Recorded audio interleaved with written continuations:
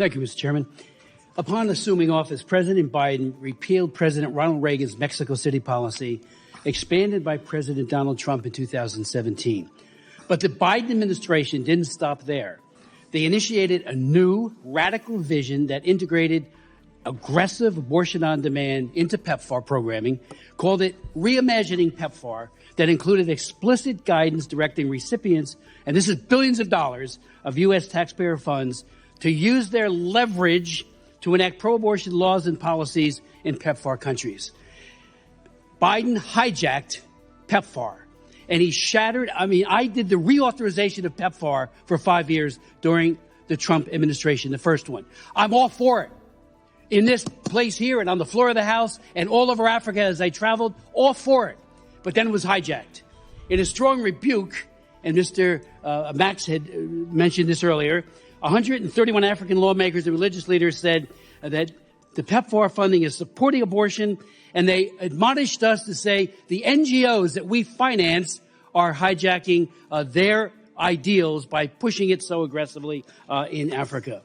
Mr. Natsios, you testified today, and I read your written statement, that USAID needs to be refashioned, and you said that, quote, you believe it is bad policy to transfer domestic culture wars into politics to the developing world. Do you believe that the Biden administration was wrong to integrate abortion on demand as into global health, because they did it across the board, USAID, and of course PEPFAR, much of that money is deployed through USAID. When you did say that efforts to protect the weakest and most vulnerable from extermination, I do believe that's trivialized when you somehow bottom line it and say it's a culture war. We believe in defending unborn children and their mothers from the violence of abortion. It's not a culture war. It is a fact when they're in these countries pushing it, that unfortunately children will die. I and like-minded pro-life advocates in Congress and around the world seek to protect unborn baby girls and boys from violence of abortion, including dismemberment, decapitation, and of course the abortion pills, which are now being pushed all over the world, including the United States. How do they work? They starve the baby to death. That's how it works. So I'm all for global. We did two bipartisan. I was the prime sponsor of it. Global Food Security Acts.